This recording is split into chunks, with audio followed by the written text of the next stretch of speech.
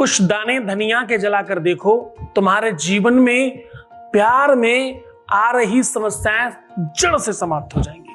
मैं क्या कर रहा हूं, जड़ से समाप्त करना चाहते हो अगर प्यार की समस्या, अगर तुम ये चाहते हो कि तुम्हारे प्यार के बीच में जो अड़चने हैं वो जड़ से समाप्त हो जाएं, अगर तुम चाहते हो तुम्हारे और तुम्हारे प्यार के बीच में कोई आ रहा तो वो जड़ से समाप्त हो जाए, अगर तुम चाहते हो तुम्हारा प्यार सिर्फ और सिर्फ तुम्हारा हो जाए, अगर तुम चाहते हो तुम्हारा पार्टनर अपने घर परिवार किसी की भी ना सुने, अगर तुम चाहते हो पार्टनर सिर्फ और सिर्फ तुम्हारे पीछे भागे, अगर तुम चाहते हो तुम्हारा पार्टनर तुम्हारे इशारों पर नाचे, तो कुछ दाने धनिए की जलाकर देखिए, फिर देखिए चमत्कार।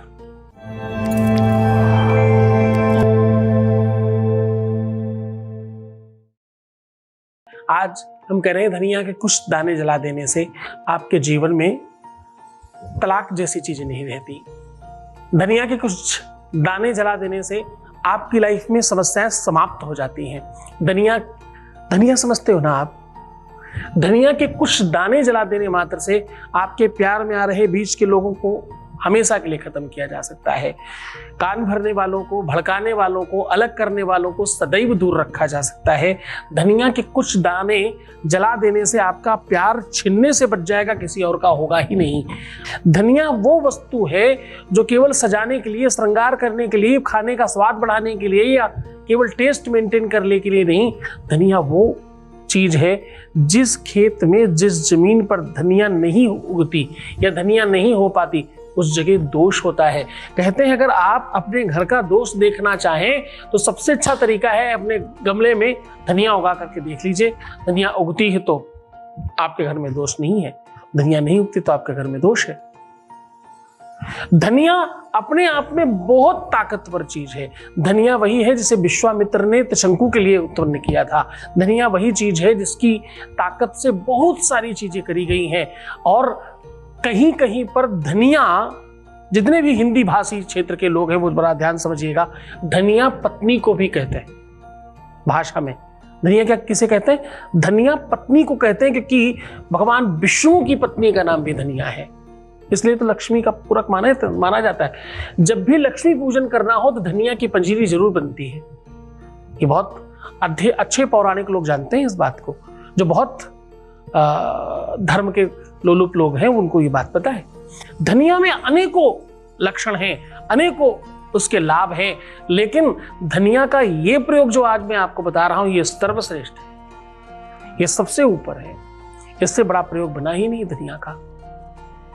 ऐसा करने से आपकी अपनी सेज सैया सुख बढ़ता है, आपके जीवन में प्रेम उल्लास बढ़ता है, पारिवारिक और दाम्पतिक सुख में वृद्धि होती है। तो आज उसी व्यवस्था को मजबूत करने के लिए आपको एक अद्भुत साधन बता रहा हूं। सीधे उधर की वो लेकर के चल रहे हैं, उसके पहले एक वॉइस मैसेज ले रहे हैं। Voice message please. प्रणाम गुरुजी, बहुत बहुत धन्यवाद। मैं जिस हालत में आपके पास आई थी मेरी तो जिंदगी ही रुक गई थी, तो आपके पास आने के बाद आपने जो जो मेरे को करने को बोला है गुरुजी, उससे मेरी नेगेटिविटी, डर, भ्रम, हेल्थ सब कुछ ठीक हो चुका है। ठीक है, और मेरी दिनचर्या और रात को सोना वो भी सारा कुछ ठीक हो जा रहा है।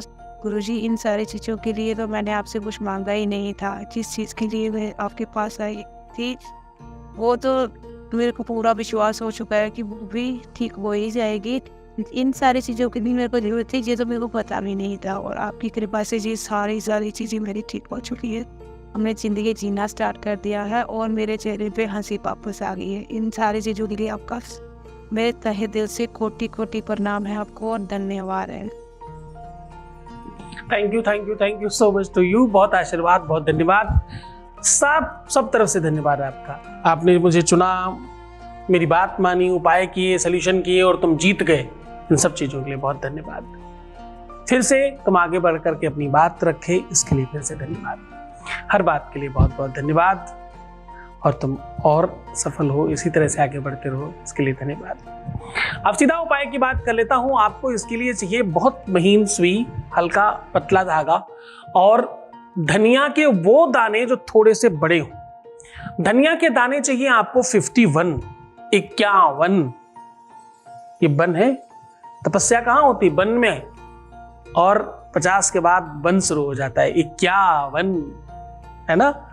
तो 51 धनिया के बड़े दाने लेने हैं आपको, थोड़े बिग साइज के, और बहुत छोटी पतली सुई लेनी है और पतला धागा लेना है। अब आपको करना यह है कि धनिया के दानों को आप हल्दी और दूध के मिश्रण में भिगो दीजिए। ध्यान से समझिए, हल्दी और दूध का मिश्रण थोड़ा पतला बनाइएगा, कम हल्दी डालिएगा दूध में, भिगो दीजिए।